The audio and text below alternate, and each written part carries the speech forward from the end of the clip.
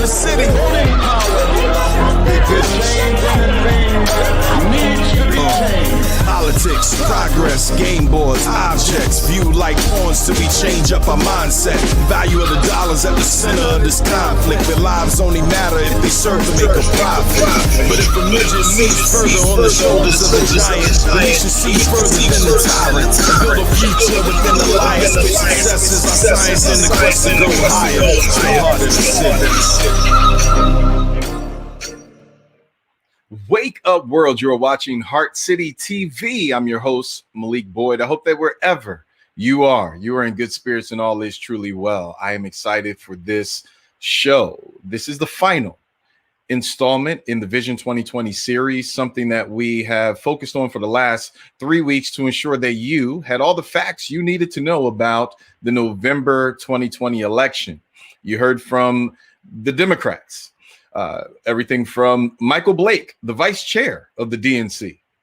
You heard from Ambassador Carol Mosley Braun. You heard from Congressman G.K. Butterfield, Ashley Allison, senior strategist, and Ashley Antier, the senior strategist for the Joe Biden campaign. Today, you will hear from Paris Dennard, who happens to be the RNC senior communications director for the Black Outreach, African-American Outreach. You also hear from Vernon Jones, a Democratic state representative in Georgia who is supporting Donald Trump. And you also hear from Mark Little, who represents Black Voices for Trump.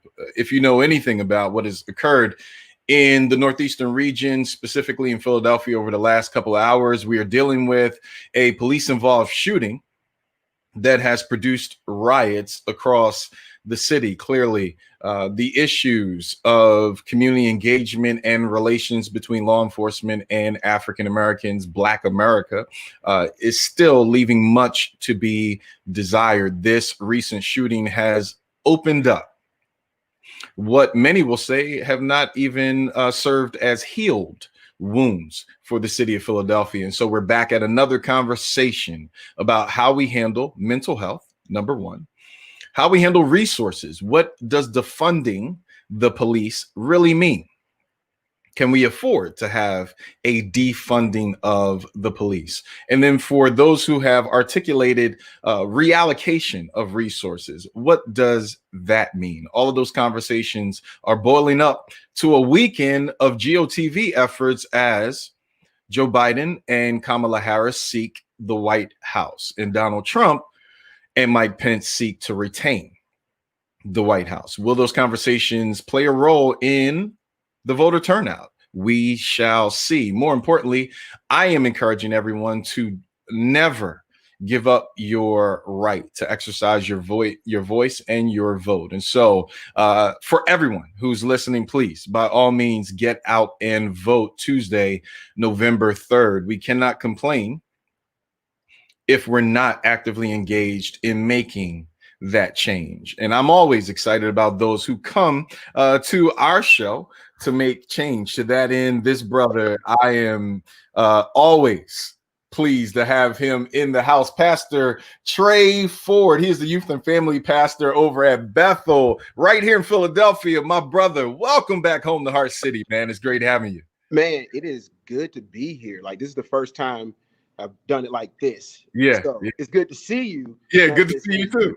Yes, yeah. It's a blessing. I'm excited to be here. I'm glad that you would have me for such a time as this. Such a time as this. Yes. It's weird because one of the things that when the news of what's happening in Philadelphia, here's what I believe, is that the world watches Philadelphia.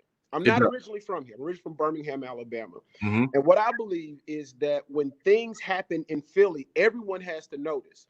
Yeah. The problem is we often notice the bad a lot more.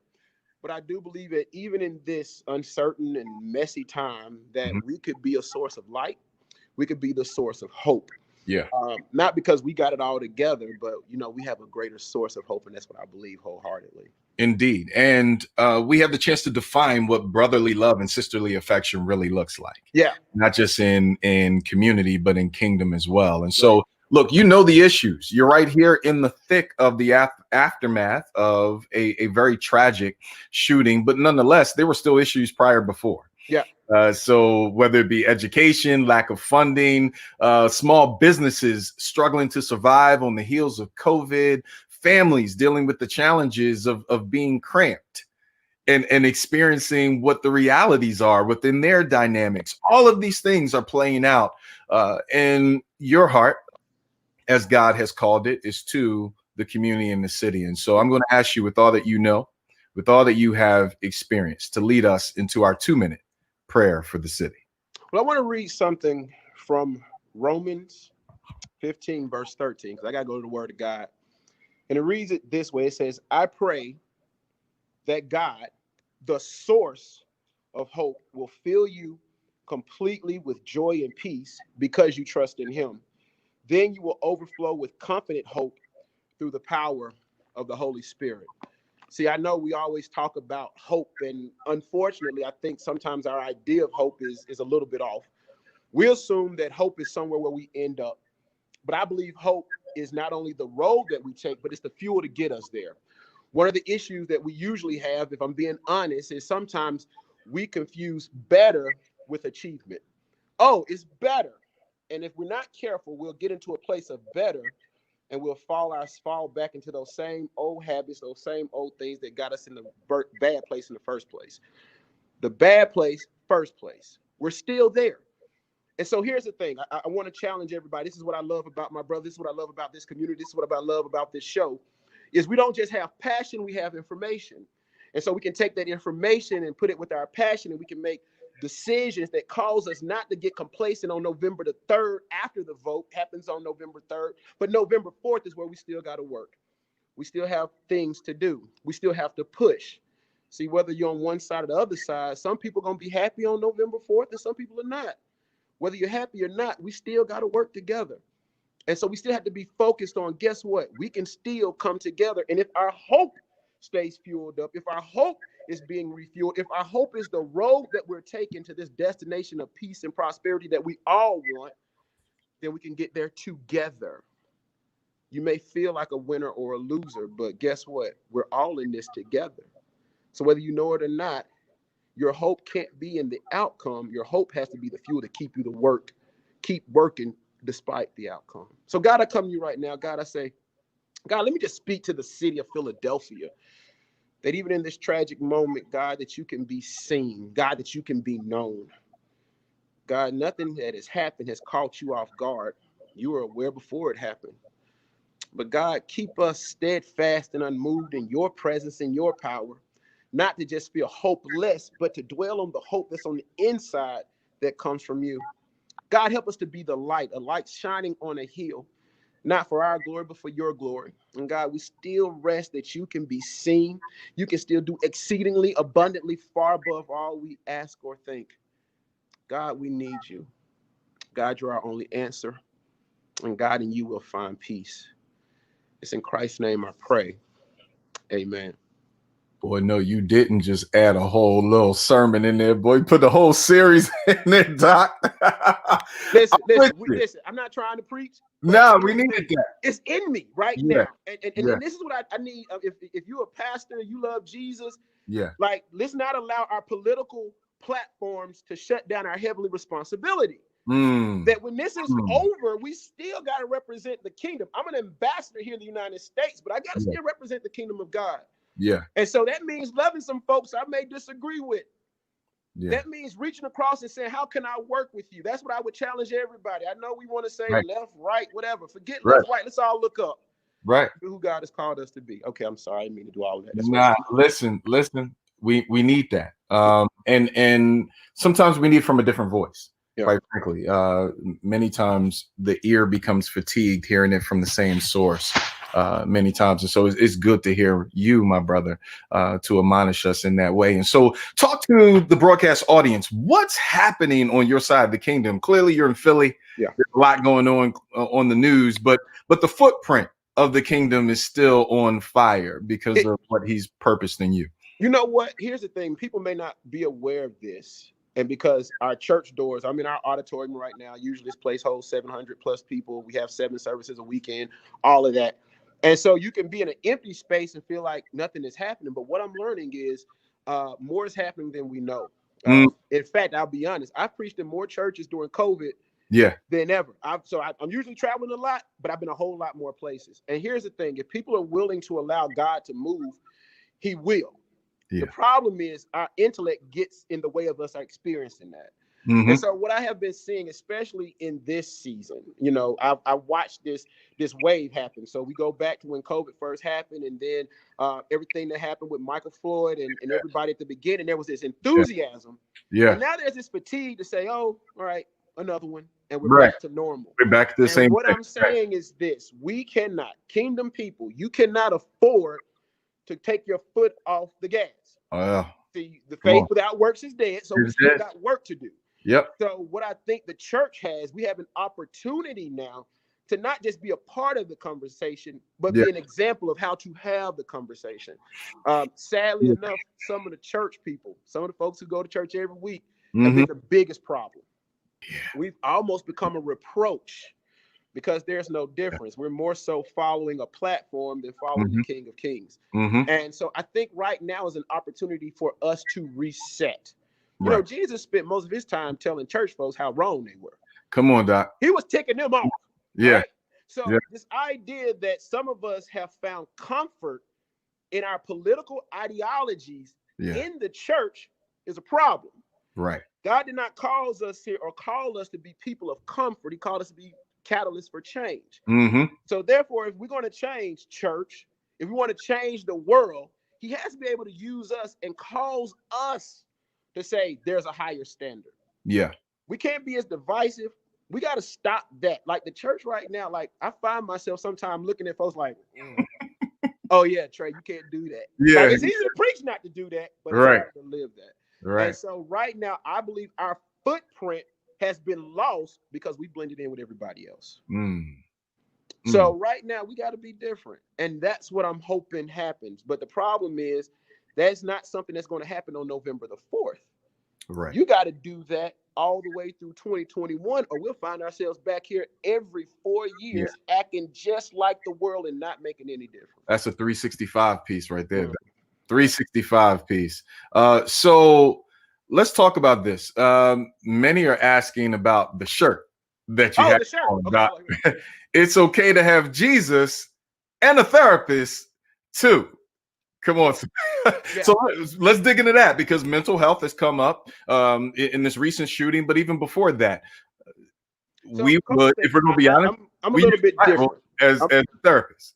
Listen, my wife is a therapist. Right? There we go. So that's what she does. And I'm being honest, because I know there's some people from Alabama who are watching it, but I'm going to call out the South real quick. When I was growing up, you either had Jesus or you was just lost, right? The idea of mental health or the need for mental health was almost shunned. So you would have people struggling and not being able to manage their feelings, talking about, oh, that's a demon. You just need to cast that out. And what we have to understand is I believe that God works in and through people. And I believe that therapy is something to tackle those situations that we can't deal with on our own. See, you can't just pray everything away. Like, Lord, help me, Lord, help me, Lord, help me. No. What I do believe is, especially in our community, it's almost been a topic of shame to admit that you need help. And you cannot fix what you won't first address. So I am keenly convinced, to people of color, to Christians, wherever you find yourself, that it is imperative, number one, that you be honest and say, I need help. And I believe that God can work in and through that. I believe that mental health is something that has plagued us for years. There are people who have done things and we've called them crazy or they just bad, whatever. No. There are things that they haven't dealt with. And if we do not begin to tap into those resources to get the help that we need, we will destroy ourselves. And just to be truthful, a lot of preachers, a lot are fronting, trying to act like they have it all together because they will not be strong enough to admit that they have a weakness. So I'm no, mental health is something that I firmly believe in. Besides having my wife, I mean, she's awesome. She's a game changer. I love my wife. Hey, babe. But the reality is that we have to be honest. Yeah. You know, listen, we won't fault anyone from going to the doctor. I mean, we all getting tested and going to the doctor every time my nose sneezes now. And so the same respect that we can give a physical condition, we have to give our mental condition the same respect too. Boy, you talked you just talked up a whole year-long sermon series. And that's very important because of the PTSD that African Americans and Black America has faced. Yes, the Bible is obviously basic instructions before leaving Earth. However, there are some tools that he did provide for us to deal with what is happening as we're on Earth. Yes. Right. So, and those are absolutely crucial, especially in these times. And so tell the broadcast audience how they can worship and fellowship with you and the family over at Bethel. So right now we are still online. We are still meeting online. So you can go to bchurch.tv and you can watch our services with us online on Sundays. We do run another one on Mondays as well. We are in a small reopening plan. Where we begin to allow a few people into the room. So when you have thousands usually on the weekend, it's hard with the social distancing and things, but we are taking steps to keep people safe. But I would say, hey, check us out, bchurch.tv. We're a diverse church, but we serve one God. And what I found has been in this season, above all, we're very, very diverse. And so the beauty of it is that what I know is that God can take someone who thinks completely different, looks completely different, both completely different. We can come together and make a difference in the world still. Bruh, I love you, man. I appreciate you. And I honor what God is doing in your life and the life of the ministry. Thank you again, man, for covering us in prayer. Glad to be here, bro. Yes, sir. Yes, sir. So you have heard from Pastor Trey Ford. Please, by all means, follow him and the family over at Bethel. We'll make sure that we post their information on our social media pages. I'm going to a break. On the other side, Paris Dennard. You will hear from him. Clearly, you've heard him in other media outlets. We're taking out all of the antagonism, all of the nonsense. I need everybody to get all of the information so that they can make the choice that best suits them. That means you. And so, as promised, our final installment of Vision 2020, you'll hear from Paris Dennard on the other side of the break. Take out your stethoscope. You're listening to and watching HeartCity TV. We'll be right back.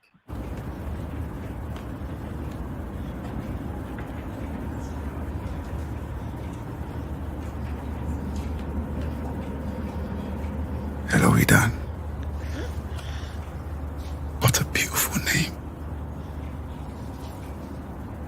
It means magic. You don't know us. You won't understand what we're about to say, but one day, Edan, you will. Because we want to make you a promise. We want to be held to it. And every year for years to come, we'll remain committed to it.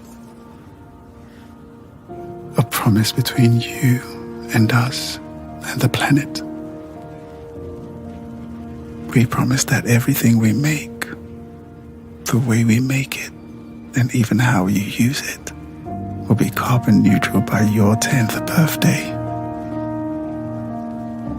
That might not sound like much to you, Edan, but believe us, it's not a promise that's easy to keep. But it's one we intend to. Promise.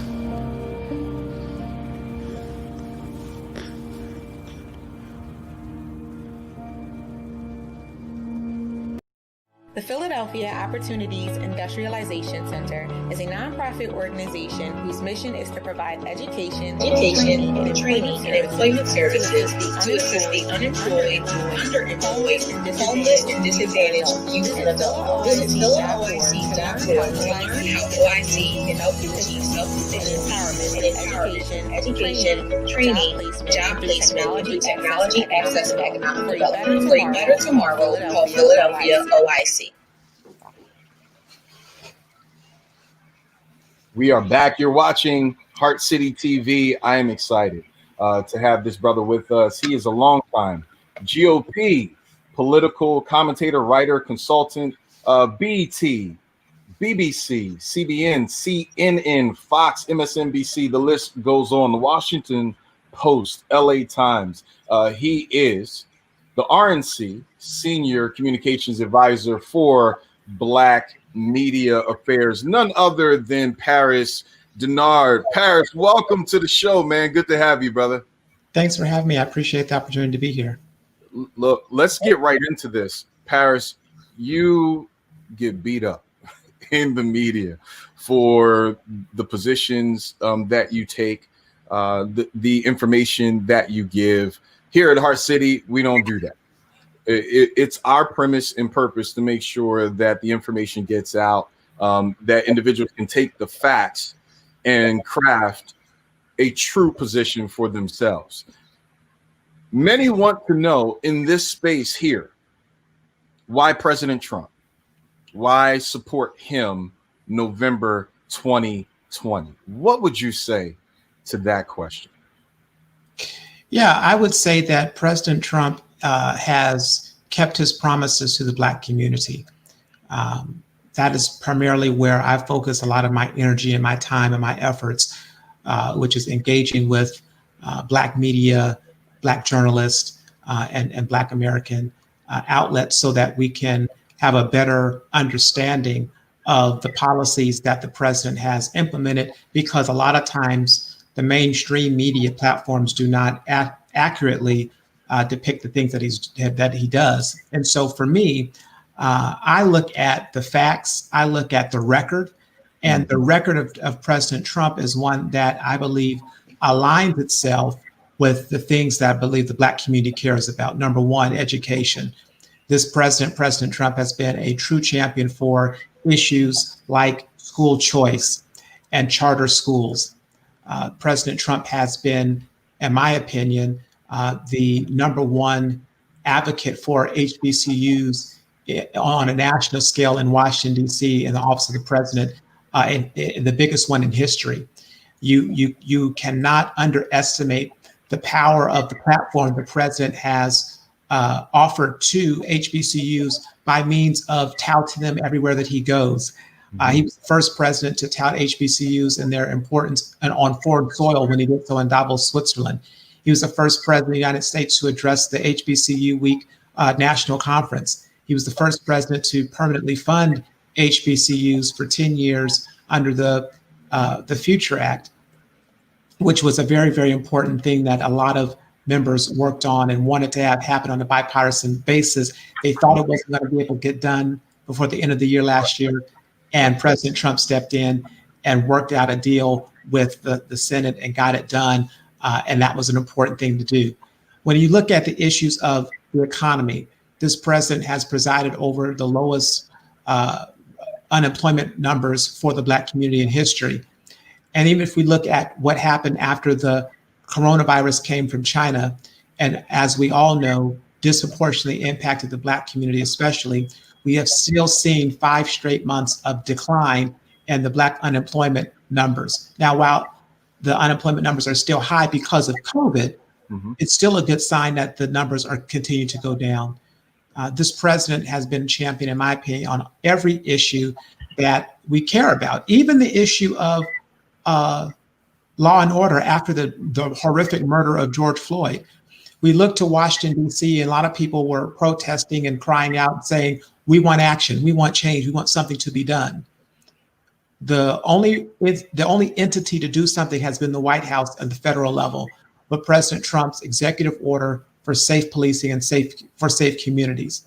Senator Tim Scott tried to push forth his plan to address a lot of these issues on use of force and things of that nature after George Floyd's death. But yet it's called the Justice Act.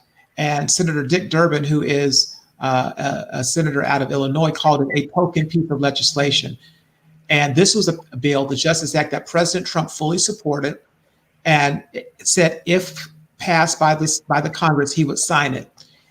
That piece of legislation didn't go anywhere because the Democrats blocked it. In fact, there was a bipartisan meeting that was going to be held. That was actually held with Senator Tim Scott, Senator Cory Booker out of New Jersey, and Senator Kamala Harris from California. Senator Harris walked out of the meeting, refused to work with them in a bipartisan measure to get this done. So when it comes to that issue, the only person to actually get something done on there has been the president through his executive order. So I believe that this president has a track record, has a history of doing the right thing for our community. And then in addition, as we move forward, he has a platinum plan is what it's called, as the sort of easy way of remembering it, but it's really the Black Economic Empowerment Plan. This contract with Black America for the second term is one that is a serious effort to have an infusion of capital for the Black community, and not just focusing on the economic security, but looking at safety and justice and better and cheaper healthcare options and education support. So it's a holistic plan. This is the same plan that we've seen a lot of people talk about in the media, because Ice Cube, as you know, Malik, had his own contract, and he reached out to both campaigns. And I bring up this story because it's important for your listeners to realize what happened. He reached out to both campaigns, not because he wanted to do something for himself, because he was trying to do something for the community. And he knew that in order to get something done, you should probably talk to the leaders of the two parties and who could be president of the United States, President Trump and Joe Biden.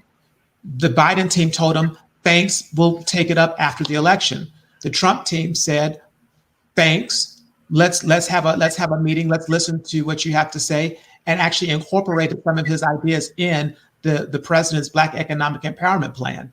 And Ice Cube has been very forthright in the fact that he reached out, and the Trump administration took him seriously and listened and tried to incorporate things that they thought would align with what the president's vision is for empowering the Black community for the second term. That's what you want in leadership. You want to be able to listen, you want to be able to learn, you want to be able to act. And those are the things that I know President Trump and his entire team. And there's a lot of people on the team that look like me and that look like you, working at the White House, the campaign, the RNC, who understand this and are working every day to implement it. So I think, you want to really park right there too, because for many, they believe that there's only a certain amount of talking heads that are African-American that are inside of the administration. You bring up a great point that there are more than just the ones that tend to make mainstream media. Going back to Ice Cube's conversation. Now, I know Cube is in a current dialogue, arguing back and forth with Democratic leaders, and he wants the Zoom call that was recorded to be released to confirm that he was told post-election, right? That they would have a conversation. But there's also arguments from other media outlets who suggest that this $500 billion that President Trump has allocated to the Black community would not essentially go to them. Can you dig further into this Black empowerment plan and talk about how that $500 billion would be allocated? Yeah, so the important thing about the plan is that it is a holistic plan, because a lot of times we want to just say, let's just give a tax cut and think that's going to solve everything. And what I appreciate about the president's plan is that it is addressing more than just a purely economic issues. And so, but we cannot deny that for many small business owners, and Malik, I know you know this very well, but with the work that you do around the country and in Philadelphia especially, access to capital is a barrier to entry for a lot of people in our community.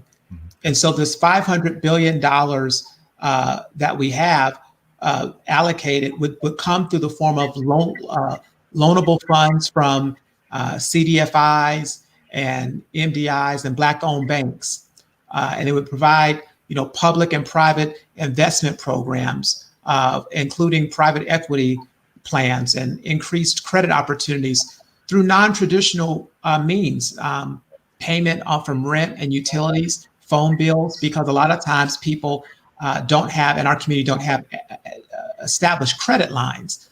Sure. And so the Trump administration wants to explore finding alternative ways for people to say that they have a credit. If you're paying your rent every month, if you're paying your cell phone bill every month, you paying your gas or your water bill every month, that is a way to show that you are diligent and faithful and could have access to these funds.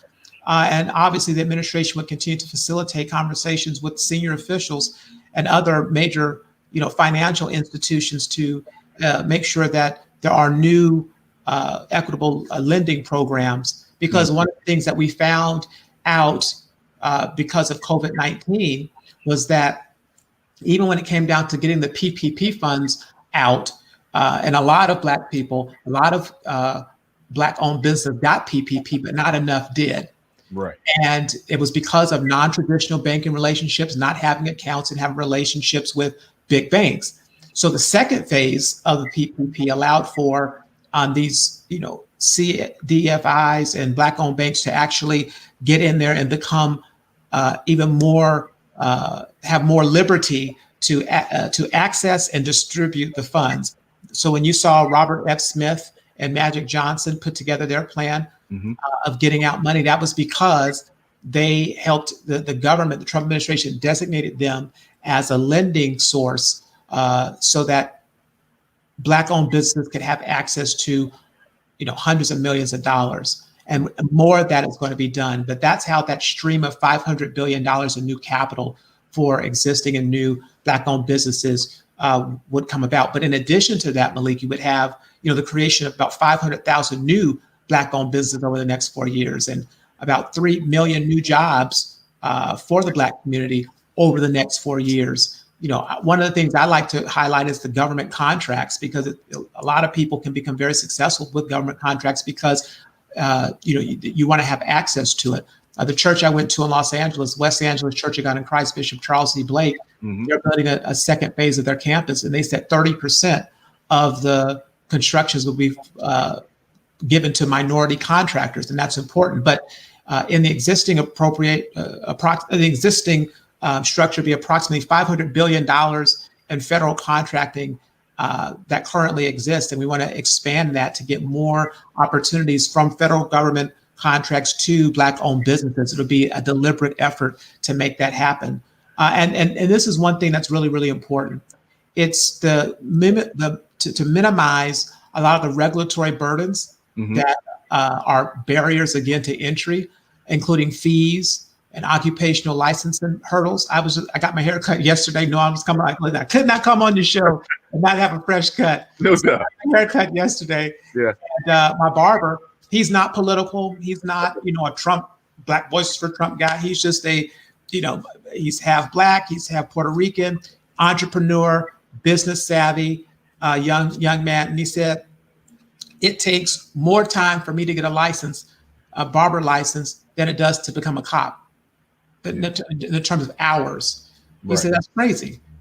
And he was talking about just the hurdles it takes for the fees and the licensing issues to become a barber, knowing that a disproportionate amount of barbers are from our community. And so, with President Trump working with our governors to ensure that we have more ways to remove these burdens, these licensing fees, and these hurdles to entrepreneurship is part of how this Black economic empowerment plan can actually benefit and help our community. And the last thing is this: President Trump has no intention of raising taxes. That is the last thing that we need to have happen as we come out of COVID-19.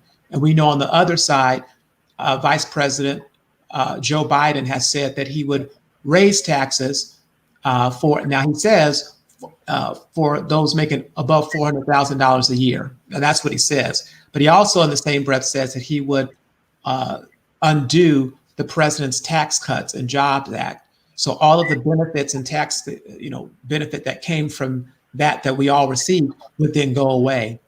And then and what experts say is when you do impose a tax on those making 500,000 or 400,000 or more, and when you do undo the capital, the tax, the low taxes on corporations, then it goes down and gets passed on to the consumer, into the the job employer, the employee. Businesses always find a way, or at least attempt to find a way to right size themselves, especially when they become tax burden. So you're spot on with that. As it relates to HBCUs, now there are positions out there that suggest that the previous administration, President Obama, put in place funding for HBCUs, and so this touting that the current president, President Trump, is taking care of HBCUs as an initiative on his own is false. And so can you dig into that positioning of HBCUs, how this funding has traveled, and more importantly, how President Trump plans to continue the relationship with our HBCUs? No, absolutely. Look, when you look back at President Trump's time in office, we have to go back to February 2017.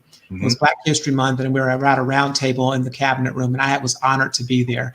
This is 1 month after taking the oath.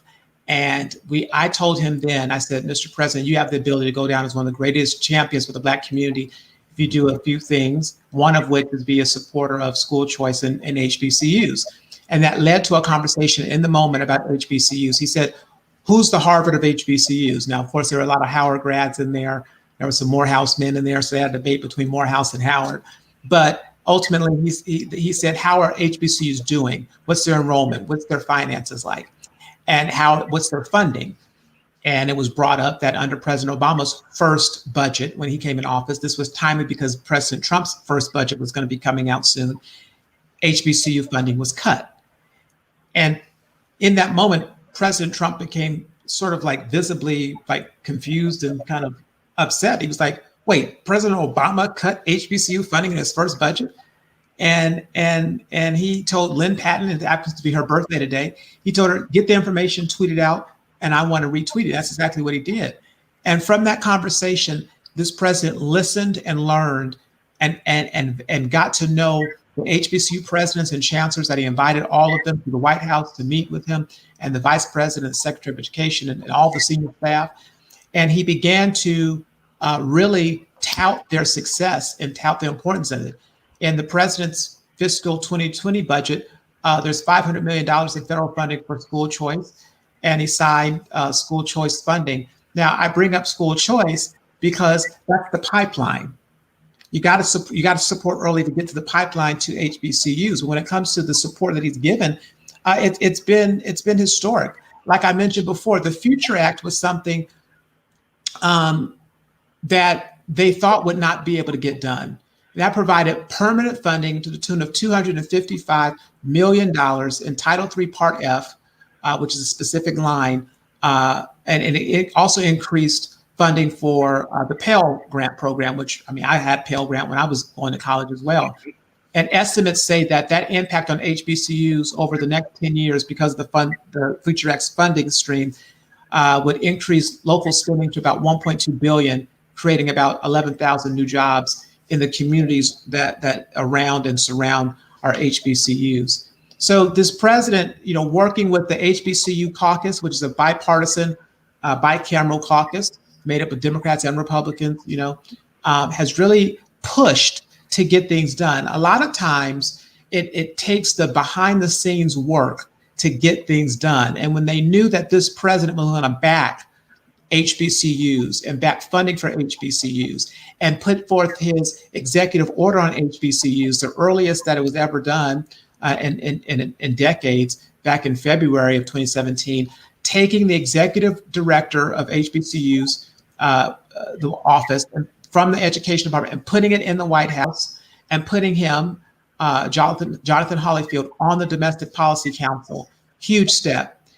And so park there for a minute. So he literally took that office, placed it inside the White House, and then placed it inside of policy. What does that do in reference to expansion of information or potential engagement from that office? So what that does is it signals to the rest of the government, all the different agencies, that HBCUs are an important part of the domestic policy agenda of this White House. So much so that when domestic policy comes to policies are implemented or thought about, HBCUs are automatically part of the conversation. So you say, well, Paris, what does that mean in real time? Well, in real time, we've seen that when it came to rapid testing for COVID-19, there was a deal that was made to make sure that at right now, 31 HBCUs that are publicly supported will have rapid testing through Abbott Labs for their campuses, so that all students, administrators, and faculty members will have access to rapid testing, knowing the disproportionate impact of COVID on the community. And soon, when the private school program will be able to get done, it will go to them as well. The Department of Defense, the Pentagon, recently announced about a $10 million plan to work with HBCUs on AI technology. And so the executive order the president put in place put together this interagency council of 32 departments and agencies in the federal government to ensure that they all are working to make sure that when allocations of resources and grants are done, you have a plan to support HBCUs.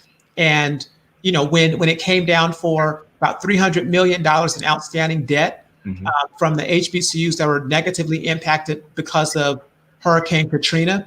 Now let's pause all the way back to Hurricane Katrina. These 4 HBCUs that were in that region were fighting to get that debt eradicated because of the impact that it had on there. That happened under President Trump's watch, with President Trump working with Secretary of Education DeVos and HBCU caucus to make sure that happened. The budget that he passed allowed for $10 million to be deferred in loan payments for 6 schools that were facing financial hardships. Because what was going to happen is if they didn't defer those payments, the schools were going to close down because they just could not afford to do it.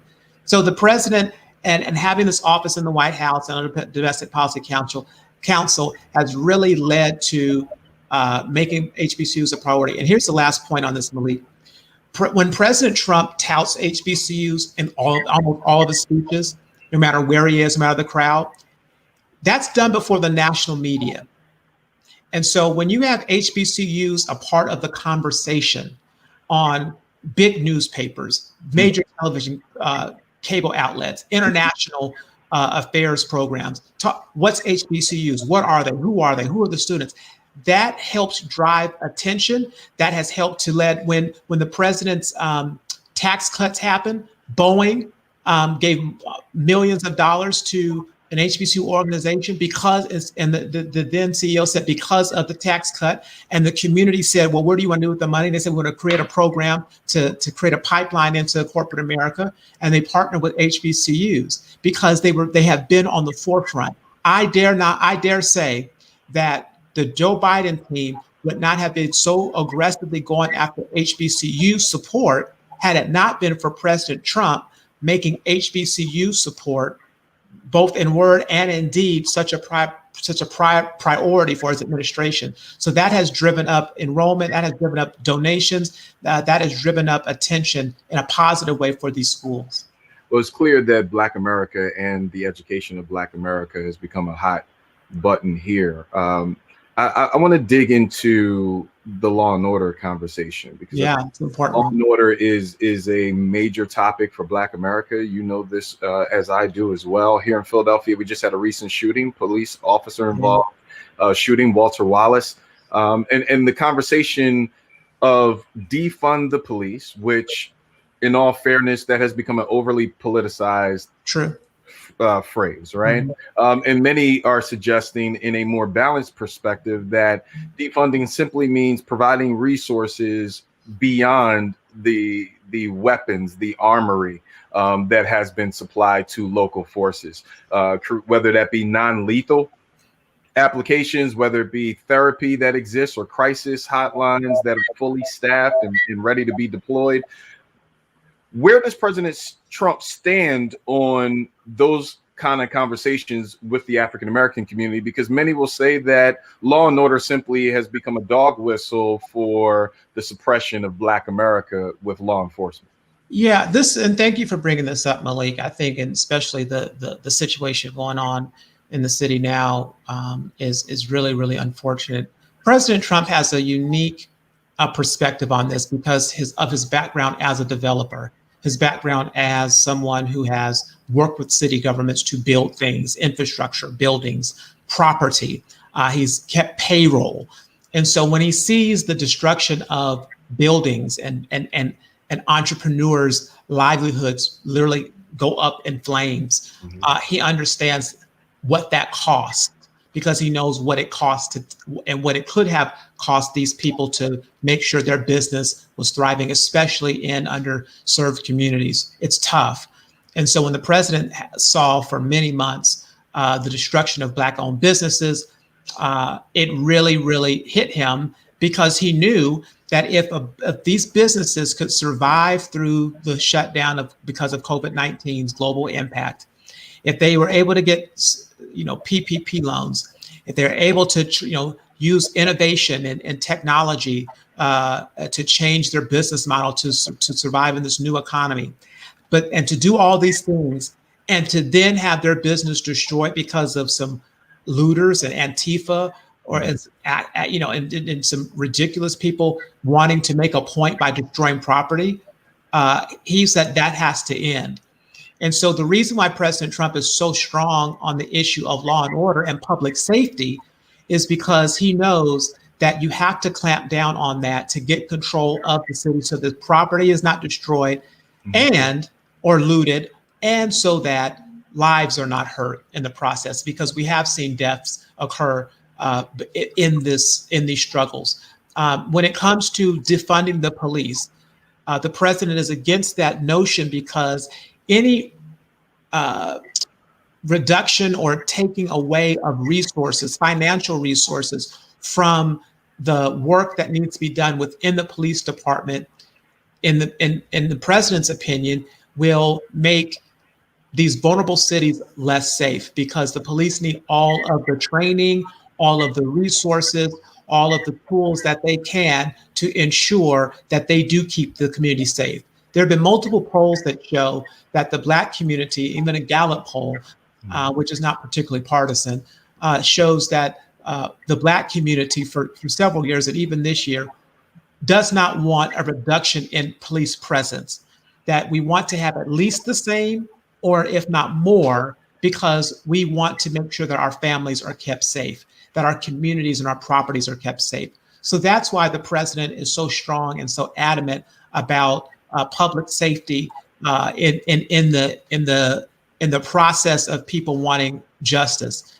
The president said after George Floyd's death, in his major address in Florida, after a lot of the rioting had taken place, he said that he understands that why people are protesting, that people should be protesting because they're upset.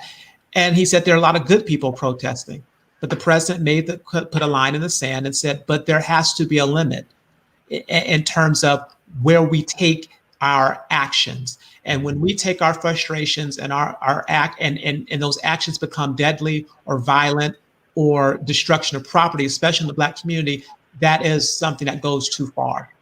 So I want to shift the conversation into the West Wing and then pull it back out into Eisenhower and start talking about staff. And so from the West Wing perspective, does the president truly understand the frustration of many Black Americans when they hear a comment, Proud Boys stand back and stand by, and what the media reports that as and how that gets presented to the African American community as a whole? Does the president feel that some of his stances around the looters, because we all know, if we're following not just particular mainstream media, but following all the footage, that yes, there may be some African Americans in the space, but there are many of other races. that are looting, that are instigating, that are starting some of these issues, but African Americans are getting blamed in many ways for the majority of it in local publications and press. Does he understand those dynamics, how that's impacting, and how some of those comments land on Black America? Well, I think the president understands that a lot of the things that he says gets put through a false narrative and a tainted lens because of the mainstream media always wanting to apply race and make sure that anything the president does or says is perceived to be negative to the Black community. I believe that the president is very knowledgeable about the impact of what is going on in America's cities. He has staff. He's lived it. You know, he's in his 70s, so he's seen it before, and he knows what this impact does on entrepreneurs and business people. When it comes to the issue of who is actually the culprits of a lot of this, there's no doubt the president keeps continually to call out Antifa and those radical leftist anarchists are in many ways infiltrating the peaceful protests that do happen and take advantage of the despair and the hurt of a lot of people in our community and get them riled up. And they do infiltrate, they hide their face and they go in. A lot of them they were harassing at the Republican National Convention. They were out there harassing, elderly convention goers and just regular people, even Black Republicans walking the streets. And they were Antifa. They did not look like me. They did not look like you. So that's why the president's Black Economic Empowerment Plan also calls for Antifa and the KKK to be labeled terrorist organizations. You already called that for Antifa, because we know that a lot of those people are taking advantage of this situation in a negative way. But at the same time, when you have the Black Lives Matter organization, not the movement, but the organization, leaders saying that they are trained Marxists and they want to have the destruction of the Black nuclear family as a part of their platform. And we know that we've seen some of those people, a part of that organization, do things that are not good in the name and tarnishing the name of the many Black people who are peacefully protesting. You have to call it out, and Democrats have to call it out as well, not be afraid to do that. That's why he's held them accountable. And on the issue of what the president says, look, I believe, if you brought up the Proud Boys moment, I think the president misspoke when he said stand by. I have watched the president for 4 years now, and I know that he likes to repeat himself and say things in a certain cadence, like similar to what pastors do. And so when he said the only reason why he used the phrase stand down was because Chris Wallace asked, will you tell the Proud Boys to stand down? If you go back to other instances when he was asked about hate groups and white supremacists, reporters would say, or journalists would say, Mr. President, will you denounce? Will you disavow? And he would say, yes, I denounce. Yes, I disavow. He uses the phrase that the people ask him to use in the moment. And that's why he first said, stand down. Then I believe he went on and misspoke when he said stand by. I thought he meant to say stand back, stand down, stand back. But at the end of the day, the next day, he forcefully on Fox News said again, I believe this is the president who has denounced hate groups and white supremacists and KKK and David Duke more than any president in history, both before he was president, while he was a candidate, and as president of the United States. And he did it again and denounced the Proud Boys.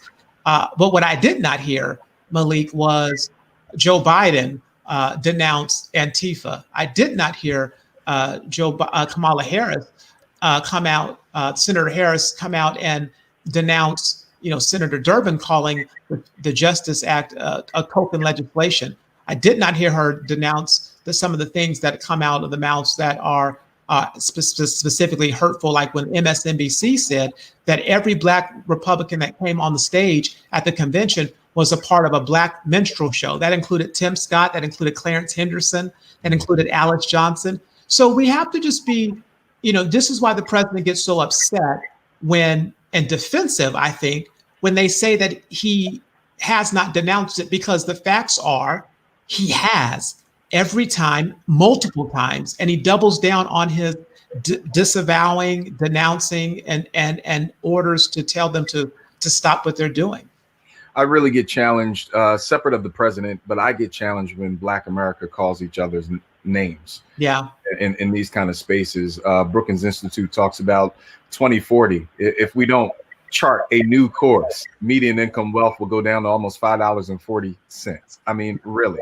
So there's no time for us to ever degrade each other, right. Whether there's a difference of opinions, whether there's a path that we all take collectively. Nonetheless, doing that and doing it in the media and social media, I think is going to lead to a far greater detriment than we've ever seen. And so talk about the staff, because many will say, outside of Omarosa, outside of Paris Dennard, there are no Black people in the White House, or no Black folk who are in the administration, in the EOB, doing the work. Talk about African Americans, their presence in the current administration, and are they in positions of influence and power, or are they just role positions? Yeah, so I think that's a very important question. From the very beginning, you've had people like Jerron K. Smith.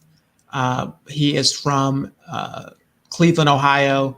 Jerron is a two-time HBCU grad. He worked for Senator Tim Scott on the Hill. He's had various positions in the White House, but right now he is in the West Wing as the highest ranking Black official in the White House, as the Deputy Assistant to the President and Deputy Director of the Office of American Innovation. And that's a commissioned officer position. So Jerron Smith is there. Scott Turner, who is the Executive Director of the White House Opportunity and Revitalization Council, is there.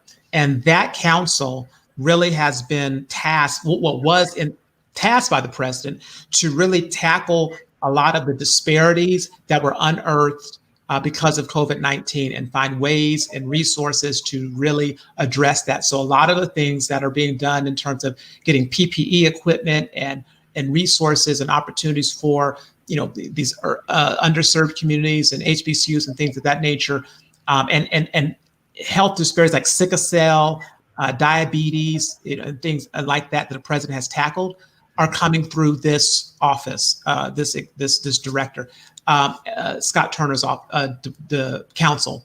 And additionally, the council is really the umbrella for a lot of the opportunity zone work. And we know opportunity zones in just 2 years have put in $75 billion worth of capital. You have and I mentioned her earlier, Lynn Patton, regional administrator for the Department of HUD in New York. And she's doing a mighty work with public housing issues in New York. And some of her efforts were highlighted at the convention. You have David Byrd, who is the let me just stay in the White House, like you said. So you have Jerron K. Smith, you have Jonathan Holyfield, who is the executive director of the White House HBCU Council, which is part of the DPC. You have Scott Turner, who I just mentioned. You have the head of the Tony Loudon, the executive director for the Federal Interagency Council on Crime Prevention and Improving Reentry. That's the office that is really focused on the president's criminal justice reform and First Step Act and Second Step Act efforts is coming through there. You have Nicole Frazier, special assistant to the president and director of strategic partnerships and African American outreach, a position that I held in the Bush administration. She is out there making the connections with not only churches, but also nonprofits and community organizations and organizational leaders in the Office of Public Liaison at the White House. So those are some of the people that are there present in the White House itself. Jerron in the West Wing, and in the building next door, I'm getting down the weeds, but it's called the Eisenhower Executive Office Building in the complex itself. Most people that say they work in the White House work in the Eisenhower Building. The vice president's entire staff, in the Eisenhower Building, and so they are there. When you go outside of the White House itself, you have the administration. Obviously, Secretary Ben Carson at HUD. You have Jerome Adams, who is our Surgeon General. You have David Byrd, who is the National Director for the Minority Business Development Agency at the Department of Commerce, where inside of the President's Black Economic Empowerment Plan, he calls for MBDA to be permanently funded. And he also calls for that position that David Byrd currently has to be elevated to an Assistant Secretary of Commerce position and not just a National Director position, elevating his influence. You have Rodney Hood, a Black gentleman who's the first Black person to be the chairman of the National Credit Union Administration.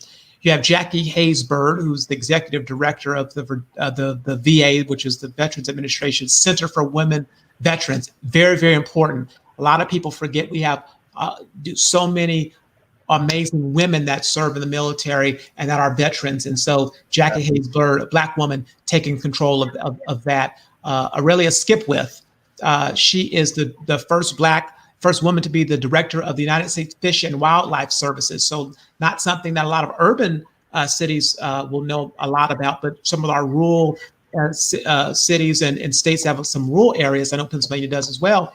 You know, her position as the director of the Fish and Wildlife Service is pretty important to what the administration is doing. And then in the press shop, a little known fact, we have young Black men, Harrison Fields and James Drummond, who are both assistant press secretaries working for Kayleigh McEnany, and they were new additions to the White House. And one thing I would like to say, Senator Harris at the debate with Vice President Pence said that the president had not appointed any Black Americans to the federal bench.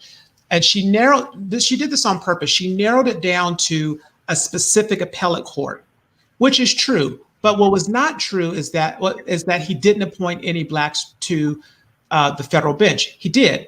He's appointed about 8 Black Americans to serve at various levels on the federal bench, but not just at the one particular court that she singled in to make a talking point. Mm-hmm.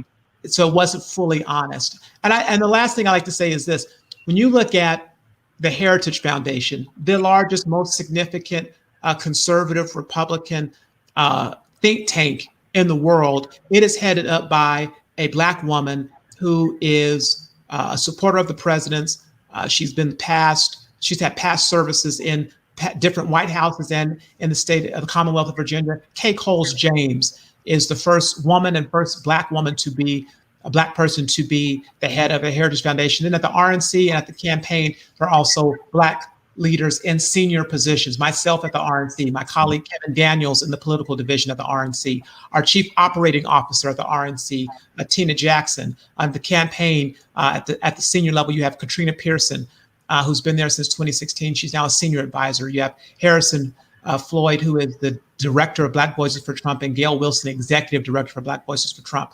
So we have people, and these are just a few, and then there's hundreds, if not thousands, that are in the administration as Schedule C appointees as well.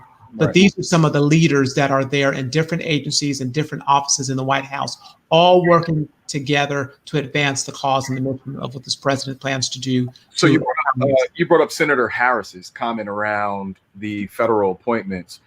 Does the president have in his agenda a desire, or quite frankly, an initiative to diversify some of these federal appointees? I mean, when we look at 8 versus 150 plus over, the last few years and climbing, will we see an increase in diversity in the federal judicial levels and appointments? Yeah, I think that the challenge is this.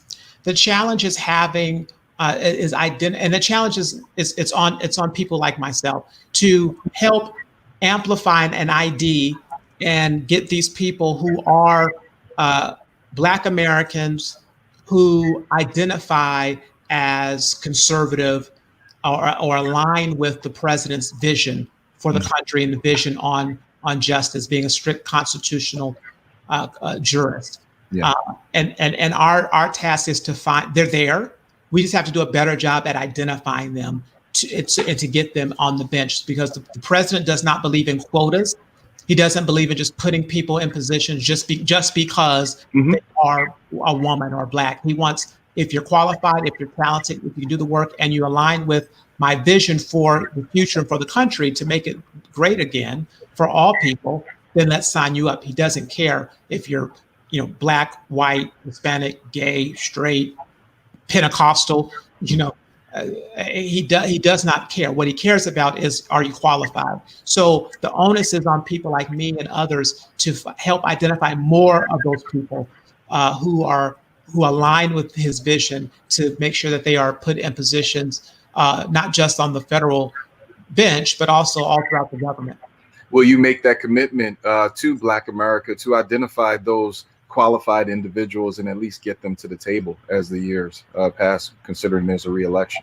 Yeah, absolutely. Look, one of my projects I did at the RNC was to try to shine a light on the 30 plus Black Republicans who are running for Congress, because I wanted America to know that it's not just John James in Michigan who gets a lot of the attention, or Byron Donalds or Kimberly Klasick, because of the great ad that she put out. There are about 30 Black Republicans running for Congress, and I have put them out there and I'm always finding ways to get them attention, to get them profiled, because I want them to be able to have a shot at winning this election and getting more attention and getting more money, and making sure the White House and other offices know that these people exist, that they're running, and that if they win, that's great.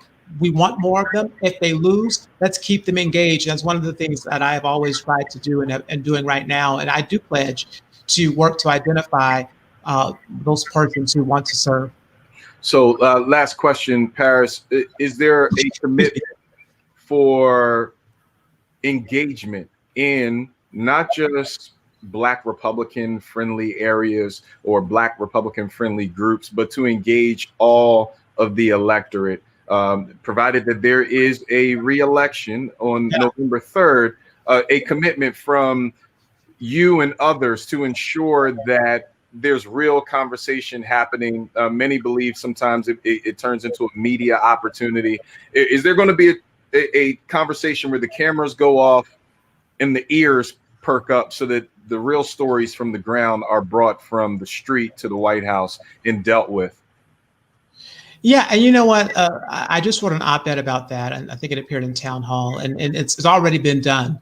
Right before the president was sworn in, the transition team had a meeting that took place in Washington, D.C. at the American Enterprise Institute, and they had well over 100 people represented from a host of organizations, Black organizations all across the country. They were not all Republican or conservative leaning. They were liberal. There were nonprofits. Noble was there, NAACP, Urban League, National Action Network, 100 Black Women, National Council of Negro Women. I mean, it was a Heritage Foundation. Everybody was there. And so that was how we started the administration with the listening session. When it came to the formulation of the Black Economic Empowerment Plan that the president has put forth for the second term, it wasn't something that was done just the last few weeks of the election. They've been working on this for well over a year, and they met with had over 500 some odd, meetings, over 1,000 some odd people, calls, conferences, meetings, not just at the White House, but in cities and with organizations on the ground who are actually doing the work. It is a comprehensive plan because they took a comprehensive look at it in terms of listening and working with people that aren't all aligned with the Republican Party, but they are aligned with the advancement and the empowerment of the Black community. And that is why they were at the table. And that's something that the president always says. I don't care who you are or where you come from or what your political affiliations. If you want to work with me to get things done, let's do it. That's why Van Jones at the table for criminal justice reform. That's why Kim Kardashian was at the table for criminal justice reform. That's why Vernon Jones was at the table, who's a Democrat state representative out of Georgia. That's why Leo Terrell is helping out right now, a longtime Democrat civil rights leader. And so I believe 100% that type of engagement, that type of representation will continue with this administration, because that's how President Trump is. That's how he's always governed. And that's how this administration has carried out itself and has come up with a lot of these policies and plans, especially on things when dealing with justice, have come about because of bipartisanship, reaching across the aisle, and being on the ground in the community with people willing to work with the administration. Paris, I've got to go, but I appreciate you. Thank you for sitting down and breaking down the positions and, quite frankly, the policy. I think it's important that folk know policy, how it's going to impact them, and be able to have a digestible size conversation about it. And so we're going to tap you again post, November 3rd and have some further conversation. But I appreciate you and all that you do. Thanks for having me. I really appreciate the opportunity, and thank you for the work that you do. These platforms are important, and I know you're moving the needle for those free-thinking, independent-minded Black Americans and all Americans who just want to get things done and have action, not just talk or rhetoric, but let's be about action and coming together. And this is part of doing it with the Vision 2020 and HeartCity. Thank you, brother. Take care. So you have heard from Paris Dennard. He broke down what's happening in the White House. He broke down the policies that we've seen in the media, the conversations that have existed around those policies, the president's position. We had a conversation, quite frankly, about the president's comprehension of Black America and its response to some of the language and conversation that has been used and placed in the landscape. But there's more conversation to be had in this final episode of Vision 2020. This brother here, Mark Little, he is Black Voices for Trump Advisory Board member. Mark, it's great to have you on HeartCity. Welcome home, brother. Brother, it is so good to be with you. And I've been listening, and what Paris has shared with you and your audience is just extraordinary. And I'm so glad to be with you on HeartCity. So Mark, let's get into this, man. You have one of the hottest seats in the country. I mean, Black Voices for Trump. There's visceral reaction, right? Some folk are going, yes, I get it. I love it. I understand it. On the other side, there's many challenges, frustration, and quite frankly, America has become this polarized space anyway. Tell the broadcast audience why you support Donald Trump for presidency. Oh, it's my pleasure. I can tell you that I have been a conservative for a long time, a conservative before I've been a Republican or a Donald Trump supporter. And as a conservative and as a pastor and a lawyer, by the way, there are certain core values for me that I prioritize. I prioritize the life of the unborn, obviously in the womb. But I believe in a womb to the tomb policy. I believe that we have to stand against illegal immigration. I think you know that the Obama administration's Civil Rights Commission found that illegal immigration most and disproportionately impacts Black workers. And so I stand for a nation that is sovereign, a nation with borders. I stand for more jobs. I stand for making sure that people have the opportunity to wake up every day and with the power of their mind and their hands are able to create their own destiny. And that means that government has to play its proper role. The bigger that government is and the more that it makes people like you and me dependent, the weaker we are. You might know that in 1987, I was shot. I was shot by a Crip in Los Angeles and I lost my leg. I was given the opportunity to have a disability check that would have paid my rent for a time to come. I decided that having my rent paid by the government was not the road for me, that I wanted more out of life. And that's the kind of policy that Donald Trump stands for. If you can get up in the morning and decide that you want to work, you want to get an education, and you want to make something of yourself, really government needs to get out of your way to do that. Government can't create your destiny. And so I was happy to be able to go to law school and make something of my life, to get an education and to work hard. And that's the kind of environment that Americans need today. An environment that stands for life, an environment that stands for government playing its proper role so that as Americans we can flourish. And that's the kind of environment that Donald Trump has created. And so when Donald Trump came along and he said to Hillary Clinton and to all of America that he's going to stand against a taxpayer-funded abortion, he got my vote. When he understood and said that as a businessman, he knows how to create jobs, or at least create the environment for jobs. Government doesn't create jobs, right? Small businesses create jobs. Government gets out of the way. And so Donald Trump deregulated our environment that created the space for the small business owner to create. He under the Donald Trump presidency, you might know, manufacturing jobs grew 714% faster under his administration. These are the kinds of things that we need to be successful. And so I gravitated happily toward the Donald Trump presidency. And as we look back, we see that not only did he do that for the country before the pandemic hit, but he did that for the African-American community. Now, you bring up a great point that I think is really important to park in the notes of this broadcast. Government does not create jobs, and this is not a partisan conversation.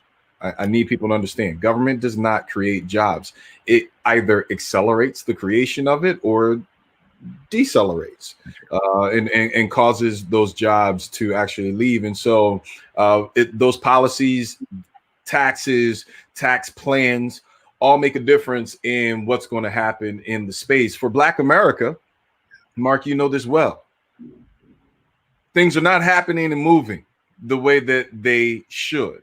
Many will claim and say, quite frankly, that the Obama administration gave millions of jobs to the country.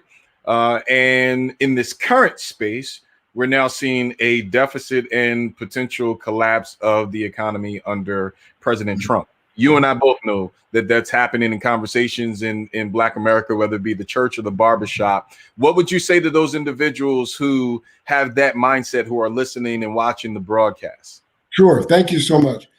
You know, it's interesting because there's two things happening. You have the wealth gap between whites and blacks. It's been huge and has been historically very wide. And then you have the workforce participation numbers. And so what I'd like for us to do is to focus on what happened before the pandemic, because the entire globe has been impacted by what has come out of China. Before the pandemic hit, we had one of the highest workforce participation rates in recent history. And for the Black community, we had the lowest unemployment rate in recorded history, both for African Americans and for African American teenagers, which has been historically high. And so the question becomes, well, why is that? And like you just said, we have to look at the policies that this president has put in place that allowed that. And so often we ignore the fact that illegal immigration has an impact on that. And we have no Black leaders, as we talk in our barbershops, we had no Black leaders who are standing up and saying, we need to stand against these caravans. We need to stand against the barrage of folks coming across our border, taking jobs.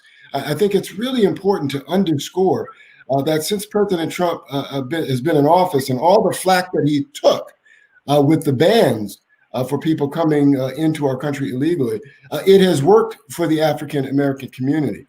And the manufacturing jobs that President Obama said there is no magic wand to make those jobs come back from being offshore, the jobs that he and Joe Biden so willingly shipped across our shores. They came back in droves. And those things helped to bring those numbers down for African Americans. 5.1% unemployment rate for African Americans as of December of 2019, the lowest in recorded history. And so I want people to understand that we have to look at what has happened under his watch before we were rolled over by the pandemic. Now, since the pandemic, We've had almost 11 million jobs come back, and most of the country is still on lockdown. Can you imagine what's going to happen when we reopen under a Donald Trump presidency as opposed to a Biden presidency? Mr. Biden has been clear that he is going to follow the quote unquote science that says we may be locking this country down again. I remind people under the CDC, there's a 99.99% recovery rate if you are 0 to 70 years old. And there is about a 94% recovery rate if you're 70 and over. And comorbidities, of course, also provided that you don't have any pre-existing conditions as well. I think it's important. Yeah. The comorbidities have a play into that. Obviously, if you've got diabetes, if you've got cancer and those sorts of things, it's impacted greatly. And by the way, those are the populations that are most vulnerable that we absolutely have to protect. We have to wear a mask. I'm here in Las Vegas right now with my father, who the world knows has cancer. My father's Floyd Little, played for the Denver Broncos, and he has cancer. And so I'm here having tested negative for COVID, wearing a mask when necessary to make sure that he's protected. And we have to do that for our loved one. And so there's a role to play for wearing masks. But we can't ignore the science that our Democrat friends say that we should follow. And the science says is that there's nearly a 100% recovery rate for those who are not in the vulnerable category. And so all I'm trying to say, though, back to your point, is that under Donald Trump presidency, we have experienced a record economy for the nation, and a record unemployment rate for African Americans. We can't ignore that. That's the fact. And so I'm looking forward to Donald Trump making America great again as we come out of this pandemic. We are turning the corner. The rate that we should be looking at is not how many new cases we have, because we know we're testing more than anybody in the globe. What we have to look at are the deaths and the hospitalizations. And those rates are the ones to look at. There are spikes, obviously, but ultimately that's what we have to look at to determine how we reopen our nation. We have to reopen our nation. We have to see a bright future ahead of us. I'm talking to those in the barbershop and in our churches. There is a bright future for us, but we cannot live in a spirit of fear. That is not going to be the recipe that's going to bring us back from this very horrible, horrible pandemic. A spirit of hope, a spirit of being willing to get back into life and to recover from this. Our small businesses are hurting. They're closing. The mobs that have burned down our cities are going to have an impact on our small businesses coming back. But together we can do it, and we will do it. And the president and our local government and our mayors, our governors are going to have a big role to play in coming back from this pandemic and from the mobs who have burned out a lot of our small businesses. Let's talk about law enforcement, because I think law enforcement is a big issue for Black America. I mean, if we're going to be honest about it, those slave patrols literally matriculated into what we now know as police forces and law enforcement. Black America still has not found itself comfortable with neither policy or, in some cases, the conditions by which community and law enforcement engage. When they hear law and order, in many cases, it becomes a dog whistle for a supremacist mindset. Officers who do not live in the community now engage in the community in a top-down, hard thumb nose approach. And so many, when they hear the concept of law and order ever emanate from the mouth of the president, they turn off, because in their mindset, he is responsible for driving the narrative. They're driving what's happening in the community, and as it relates to community and engagement between these officers. What would you say to Black community members? And obviously here in Philadelphia, we just had an officer involved shooting. So tensions are high. There are things going on in the space. But what would you say to the general thought around law and order in the Black community? Yeah. Thank you so much. It's such an important question, Malik. You've got looting going on right now as we speak in your city, and I have to tell you, I'm so glad to be able to speak to it because it's a bifurcated issue.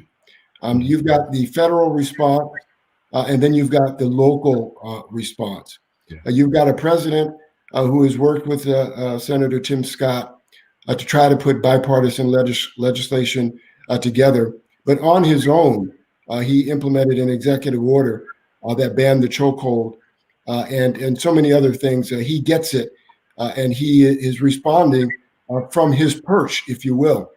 But the real reality is twofold.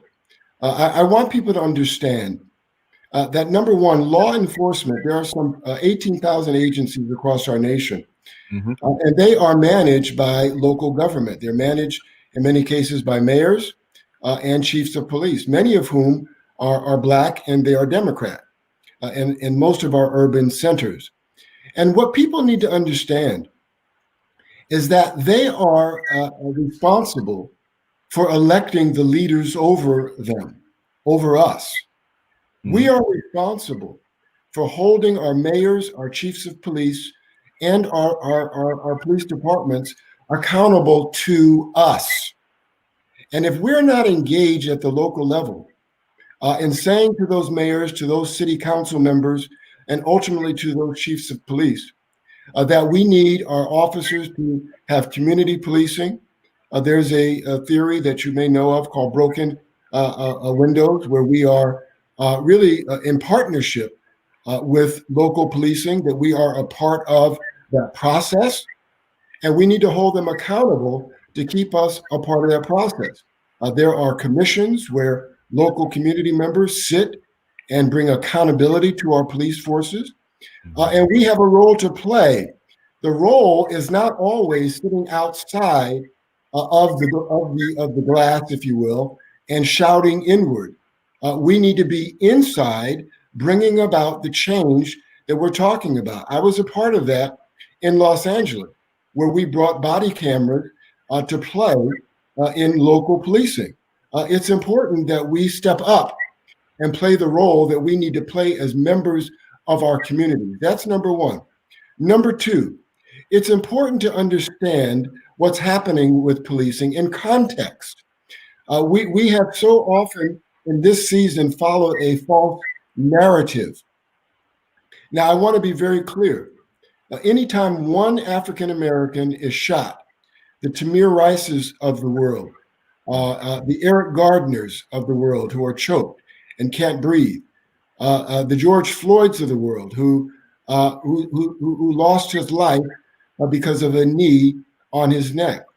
We have to stand against those injustices. As a lawyer who has done criminal justice work, I understand that as a need, but it's complicated because we had a crime bill in 1994 that Joe Biden authored and promoted that put us away for a third strike that was nonviolent, that was drug related, or for stealing pizza. We have to understand our role in the legislative process. We have to understand the narrative in our role when you have in 2019, 13 unarmed Black men and one woman who were shot by police. 13 unarmed. And we have leaders, Malik, who are trying to lead us to believe that we're being lynched and shot in the streets of America without cause. And so we have to do the work to understand what's really happening in our communities. One life lost is one life too many. But I don't want us to follow behind Pied Pipers who have an agenda. And the agenda, frankly, has not been to protect our lives. 81% of African Americans polled want more law enforcement. But you wouldn't know that if you're listening to the quote unquote leaders in our community who want us to believe that we're being lynched and gunned down in the streets of America. The most vulnerable among us are elderly, are handicapped, our youth who are going to and fro from from schools, God willing, when we get from this pandemic, who have to go through gang-infested communities, need law enforcement. We can't stand down and act like law enforcement doesn't play a role in the safety in our communities. It does, but we do need to stand for better training. We need to stand for officers who look like us and who are from our community, who get us. And that is something that we need to stay on the target. We need to continue to push that. But the idea that we have to have less law enforcement is only going to leave us more vulnerable, and we have to stand against that.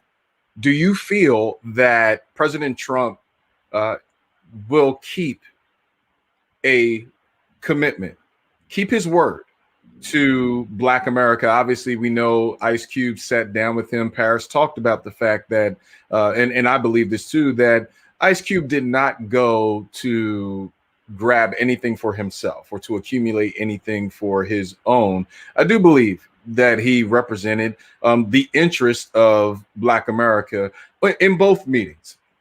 Nonetheless, there was a plan. It was called the Platinum Plan. I necessarily don't agree with the term platinum, but nonetheless, there was a term used in reference to a plan specifically for Black America. Do you feel that that commitment will be kept and the dollars will hit home where it needs to in the Black community? Great question, man, and thank you for it, because it's an easy answer. You know a tree by its fruit. You have to forgive me as a pastor. You know, I look at the world through a biblical worldview. You know a tree by its fruit. When he was a candidate, Donald Trump said, Black America, what do you have to lose? What do you have to lose? Because the Democrats for now more than 50 years have been promising us change, and our communities have not changed. But guess what? They have gotten far richer than they were when they entered office. They're the ones who have benefited from the last 50 years. Our communities have not. Donald Trump said, what do you have to lose? And what is the fruit from that tree? And Paris may have touched on this, but the fruit from the tree has been the Futures Act, where our historically Black colleges and universities were failing. They were on lifelines. And Donald Trump, through the Futures Act, gave them long-term funding, $250 million, $300 million in forgiveness in debt. 250,000 students, most of them Black, were the beneficiaries of that. The First Step Act, 91% of those who were in federal prison who are now out, who had life sentences, 91% of them were African Americans. And they're sitting around the tables of our families, being fathers, mothers, sons, and daughters again. That's Donald Trump keeping his promise. And so the Platinum Plan, and I agree with you, I'm not sure where he came up with the word platinum, right? But it offers $500 billion in commitments to small businesses to have access to capital. Guess what? That's what Dr. Martin Luther King Jr. was talking about the week before he was assassinated. An economic plan for African Americans. This is the closest thing that I've heard in recent history that will speak to that dream that Dr. King was talking about. And by the way, in the Platinum Plan, churches are allowed to compete for federal dollars where they never were before. And guess what? That's what Donald Trump already did for historically Black colleges and universities under his executive order. He lifted the ban that was placed on faith-based schools who were unable to compete and request those kinds of funds. So he's already doing what he plans in the Platinum Plan. He's talking about 3 million new jobs for African Americans. He's talking about 500,000 new businesses, Black businesses. Can you imagine a new Black Wall Street? Can you imagine the Black Wall Street that was burned down in Greensboro being supported by this administration to come back for our community to stand strong again? Black Wall Street was the epicenter of our country for Black culture at that time in the early 1900s. It's that kind of commitment that Donald Trump is making. I don't understand how African Americans can say no to that, particularly when the Democrat Party, unfortunately, said to Ice Cube, I'll talk to you about that after the election. No, now is the time to talk about it when we're voting on this stuff. Now is the time to step up and make the commitment. Now is the time to say to African Americans, we're going to bring you along. We've been promising it for too long. Here is the plan for African America. We don't have that from the Democrat Party, but we do have that from Donald Trump, who, by the way, has already made promises made, and promises have been kept. That's what we need to be focusing on. African Americans need to stop thinking about party and start voting our self-interest. We need to stop thinking party and start voting our self-interest. Donald Trump has made promises and he's kept them. That's what we need to be looking at. Listen, I will always be one to say that we should make sure that our agenda is kept no matter who is in office. That's the only way that we will accumulate power and keep power. Also, I firmly believe that power does not concede to anything without demand, but it's still not finished there. It's demand and consequence. If we don't have the consequences, nothing changes. I don't care who's in office. 30 seconds, Mark. As we close this interview, the broadcast audience is listening. What do you want to tell them about November 3rd? Well, again, thank you so much. It's really a joy to speak to you and to your listeners here. Look, we've got the most consequential election of our lifetime. African Americans are a conservative community. Life is on the ballot. Capitalism is on the ballot. If you look behind Joe Biden's plans, he's promoting a different America. Don't vote party, vote your interest. Our country and our families depend on it. I'm praying for you. I'm blessing you. I'm thanking you for the opportunity to be with you. God bless you. And thank you so much. Mark Little, the Black Voices for Trump Advisory Board member. Mark, thank you so much for joining us today. I appreciate you and all you do. Have me back, brother. Yes, sir. Will do. So you have heard from Mark Little, Black Voices for Trump Advisory Board member. He broke it down. Look, here's why I choose to support. Here's why I have decided to make the move that I'm making to engage the community in this way. I mean, he stood firm on his positions and then broke them down accordingly. You heard his thoughts around the Platinum Plan or Black Economic Plan coming out of the White House. He also talked about the need for us to focus on a bigger scale around politics, taking some of the emotion out of it and making sure that an agenda is accomplished across the board. Earlier to his interview, you heard from Dennard, who also spoke in that same vein. Here's where we are. You've heard from the Democrats, and now you have heard from the Republican Party. I need you to share this show as you have shared the others, because it's important for all of the information to get out. I'm not telling you who to vote for. I am telling you, you need to vote. Do not allow someone else to make a decision for you. This is your time to speak up and speak out about all the injustices that you have felt, all the injustices that you have faced, all of the issues that our community still struggles with, despite promises, no matter what side they have come from. The fact of the matter is, we have not grown. Brookings Institute says very clearly, by 2040, we are scheduled to have a median income of $5.40 per household. I'm telling you, whatever decision you make, you need to make a decision. Get involved, get active. More importantly, get in that booth and vote. Now, I wanted to add this component to this show because we always try to balance out, and shout out to Kendall Chase, our talent producer, and the team at HeartCity for making sure that we have a balanced show. We love art, we love culture, we love music. For those who know, we did not even add the Black History fact or the song of the week today. Why? Because you need to hear this information. And more importantly, the next guest, this brother here, I am excited not only to see what his work has done for speaking to the community, speaking to the world as a whole. I'm excited to call him family.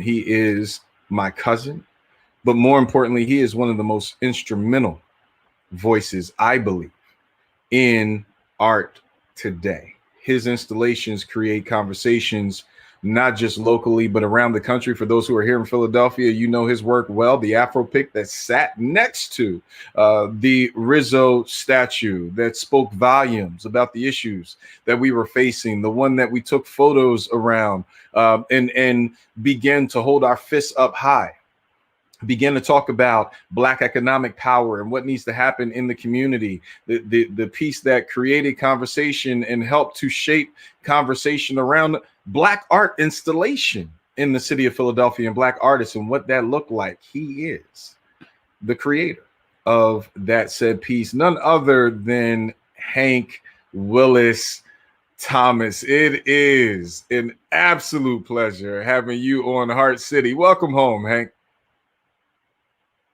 We can't hear you. Hold on, let me get you. Unmute your mic. Thank you so much, Malik. It's great to be here with you, man. Hey, there you go, man. Good to see you again. Look, I am excited, man, because this is a long time coming. I am a fan of your work. It's needed at a time like this.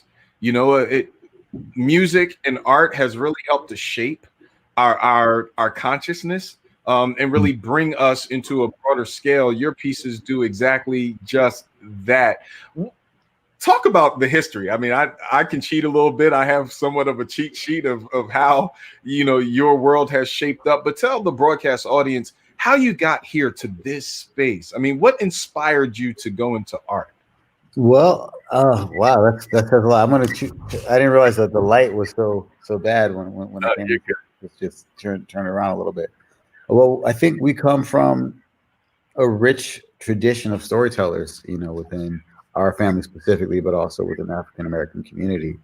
And that we have always known the power of symbolism to share messages to the community without being overt, and the complexity of the messages that can be told through art, you know, as whether it be the African-American quilt making tradition, whether it be through dance or through music. There are always multi-layers of communication happening. And my mother, as you know, Deborah Willis, is a photographer and art historian who recognized that photography was a really powerful tool, not only to record the stories of our community, but also to celebrate the beauty. You know, that we forget that there was a time in America where it was an oxymoron to say that you were Black and beautiful. Yeah. You know, and that we had to, through self-love and community gathering, you know, prove to ourselves and show to the rest of the world that we know our beauty. And my work as an artist and I guess you could say as an activist has always been around elevating my own sense of self and encouraging others to value ourselves in ways that society hasn't always done. And to see art reach the level that it has. I mean, the accolades that you have received, obviously, I know you feel that it's not just about you, but the collective and that collective energy in which you ride. But Vanity Fair has you on the cover, right? I mean, this is major to see for a visual artist. Talk about the feeling of looking at a cover like Vanity Fair and understanding that your work, blending that activism with that creative spirit, is now reaching worldwide proportion.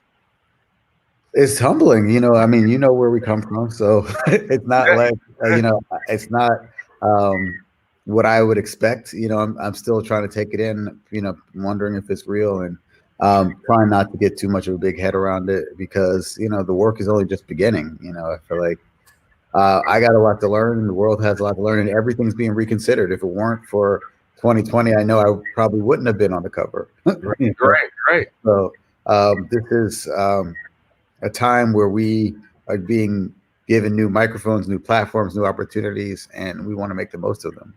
Absolutely. I'm going to pull up the shot of the Afro pick.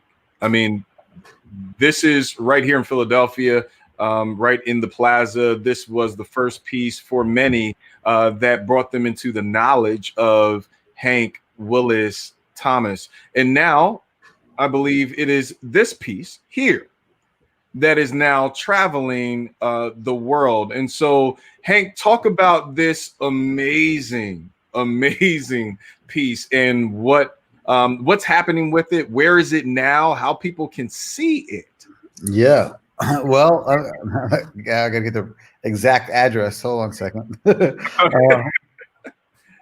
So I grew up, in North Philadelphia, at least in my very early years, and my grandfather and several of our uncles were black police officers, and my father was a Black Panther, and I actually understood through my childhood the complexities of the different narratives and the different things that people in the Black community celebrate and acknowledge and come together around.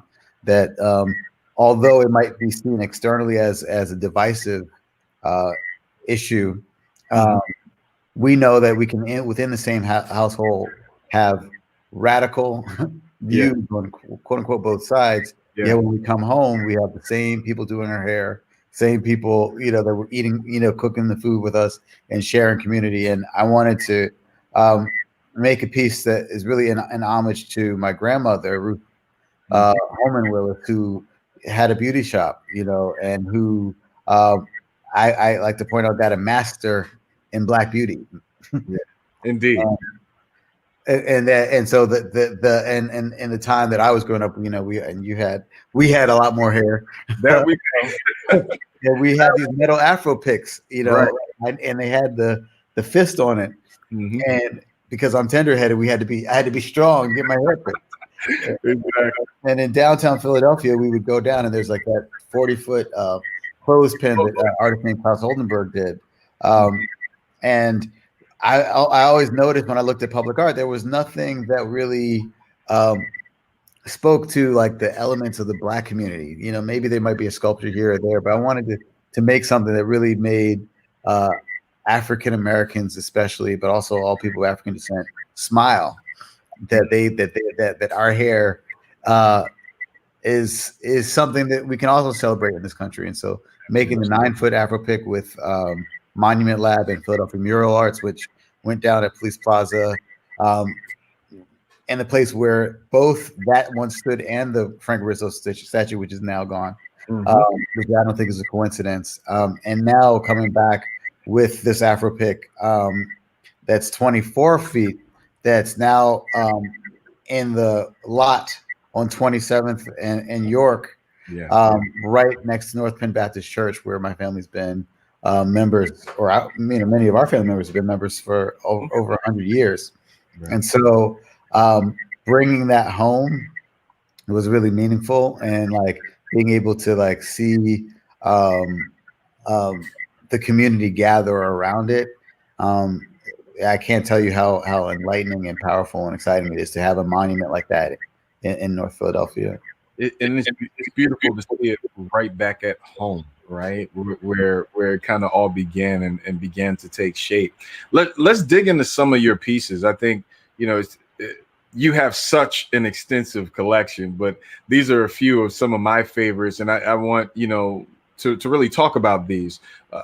This one here breaks all kinds of molds of train of thought around the NFL. Clearly, there have been multiple conversations about the NFL, its treatment of its athletes, and the perceptions that exist. Even when we talk about the NFL Combine, and it's equivalent to almost literally being an auction market of sorts. Talk about that piece, man, and its creation. Yeah, well, I remember speaking to some athletes who were in the Combine. They talked about like they're measuring your thigh, they're measuring your ankle, they're counting your teeth. They're asking you how high you can jump and how far you can run at how fast that it really did feel as if you were on the slave auction and you are being auctioned. Right. But I wanted to also highlight, all the work that they did for free to get to that auction market, right? Because in the NCAA, which is a multi-billion-dollar industry, fueled on the free labor of the descendants, largely the descendants of slaves and sharecroppers in our country, it's astounding. Right. That in the land of the free, that that we have allowed other forms of indentured servitude to take place, because only 1% of them even get into the NFL. This is true. Right? And then they might have the same brain injuries and leg injuries and trauma, from a lifetime of dedicating themselves to this sport, and never being compensated. So so this idea, and also in the case of Ole Miss, which is the uniform that person's wearing, is that, that used to be a plantation. Right. So we have sometimes people whose ancestors were working on these same fields, doing this backbreaking labor under the sun. And, that was about, the picking of the cotton seed. But, we have the Cotton Bowl in college football. And we know that the merchandise, that's being sold is what a lot of it is the cotton again. So absolutely. I wanted to highlight that. Listen, and that piece brings up all kinds of conversation when individuals get a chance to see it. But that's not the only sport that you have tackled. I want to bring up two pieces, in fact, that I think are really important to note. This one here kind of says it all. If you're looking at it, it is to the point as it relates to the sport of basketball. And then this piece right here. Yeah. A brother going up to dunk over another brother into essentially a noose. Hank, I mean, there's just, it's mind-blowing, the feeling that you get when you're looking at those kind of pieces. Talk about the energy that created those works of art. Well, and I see you're wearing your 76ers jersey. So yeah.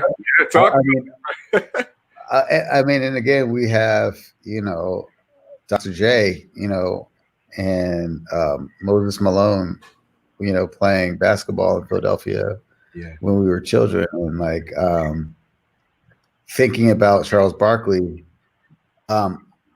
Those were some of the first people. They transcended a lot of the racial and class boundaries in our country through their excellence in sports. And I think a lot about how, people of their talent might have been treated at a different period of time for their bravado, for their flash, for their stature. And I think a lot about how, people were lynched, and Black bodies, now we celebrate them hanging from the net, but they were also hanging from the nooses before. And how do we challenge that symbol that has been so threatening to us for so many generations? And part of the idea is that with our work is to challenge, our dominance, I call that one and one, that we can, we have been dunking on the forces of suppression for a long time. And it's so amazing how you talk about this point of vulnerability for us and what has occurred with that news.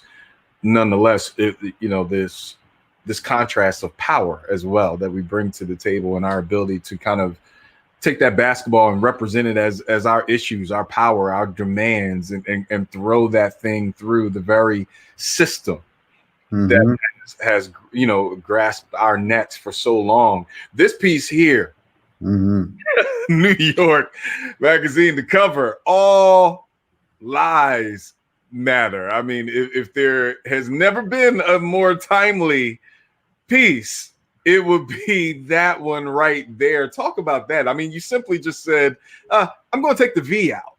Yeah. Well, I mean, that's, with all due respect to the previous speaker, who I thought was very convincing, and I think he made a lot of strong points. I think there was a big omission in the way in which it's great to be given opportunity and given money, yet at what price, right? And when we talk about the ways in which things are framed, I don't know about you, but I was really bothered by the fact that we had Black Lives Matter versus All Lives Matter. Yeah. I'm like, wait, aren't Black lives part of all lives? Exactly. And I realized that a lot of times people who were saying all lives matter actually didn't mean it, because they would have immediately been like, okay, yeah, all lives matter. We're going to go march along with you because we believe Black lives matter. Because we already understand Black lives are a part of all of our lives. Yeah. Right. So there's no need to re-narrate this thing. Right. And then someone pointed out to me, like, all lives matter, but some more than others. So if you read between the lines, it reveals itself. And so I was looking at it and I was like, wait, if I just remove one letter, it speaks volumes. Yeah. And I do believe in all of the complexity of not buying into a specific political agenda or just signing up for stuff just because it seems like it's in vogue or it's for us. I also think that we should be looking at it from a broad perspective and in these moments, I'm so proud of you, for instance, for all the ways that you've put yourself out there as an artist, as a civic leader, as a family member, as a Black man, as a storyteller, because we need more people who are willing to go out there, and share their truths from their perspectives and be open to hearing the other voices. So you're really a Renaissance man, and I admire you greatly. Look, I admire you too, my cousin. It's all in the family. We come from some pretty amazing roots, and it's a blessing to see how those roots have kind of grown. Created some amazing branches, and so, Hank, there are many who are looking at you, who understand the work that you've done, the impact that it has made, not just in Philadelphia, but around the world. From your heart to theirs, if there was a message that you need them to know in this moment, what would it be? One is, we'll get through this. I think for a lot of people in our generation, this is our first real challenge. This was normal, for our family that came up from Virginia, and like that was, facing racism, facing violence, facing internal and external of strife in our community, facing imminent death, whether it be through the Cold War or polio or plagues. Like that was life. Yeah, the day in the life. Yeah, and the fact that we have that ancestral intelligence, we have the survival skills, like in our DNA. To anyone who's watching, and doesn't matter what race you are, but I don't even believe in race. So there's only one race, is human race. But any ethnicity you are. Yeah. One thing I can say about the beauty of the African diaspora who've survived culturally and spiritually through the slave trade is our joy is Frank, our joy is the key to life. It's this spirit that is indomitable in each of us, that whether you can't, that whether your family immigrated from another country or was brought here as slaves or were part of the community that was mass murdered, those of us who survive and can smile are proof of the power of the human spirit. And so our cousin Sungo Willis left us with an incredible framework to consider, which is love over rules. Yeah. And so carrying Sunga's message is the one that I think is what I'd like to leave people with the most. Listen, Sunga, man, was an incredible spirit. And I couldn't think of a more fitting. phrase to leave the world with in this conversation. Hank, tell the broadcast audience how they can find your work, where, and I know you have multiple installations going, but where they can get to you, get connected with your movement, and get engaged.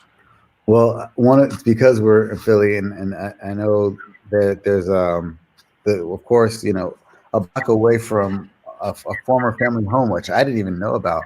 Right. It's where you can see this Afro pick on 27th in New York. Also, I have a sculpture which is 22 feet tall of Joel Embiid's arm pointing towards the sky. It's at the foot of the Brooklyn Bridge. Yeah. It's called Unity. And so that'll be there forever. I really hope that we can put a 20 or 50 foot Afro pick in Philly forever. Yeah. You can find me at Hank Willis Thomas on Instagram.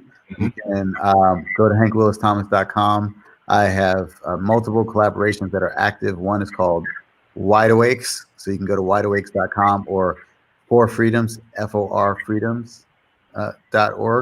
And then projects that are continuing to travel are like the Writing on the Wall, which is installation compiled mostly or completely of the writing of people who are either currently incarcerated or formerly incarcerated. Right. There's the Truth Booth, which is like a modern day confession booth.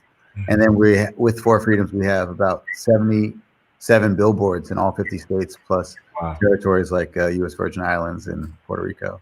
Wow. Amazing work, man. Hank, I know your schedule is hectic, but I'm honored that you took time to come to Heart City and just share your message of hope and love and of power. Mm-hmm. I think that is so important, understanding who we are, whose we are, and what we're able to do with all that greatness inside. I love you, man. I honor you. Love you likewise. I'm proud of the amazing work you're doing. Following you, man. Thank you so much. Hey, thank you.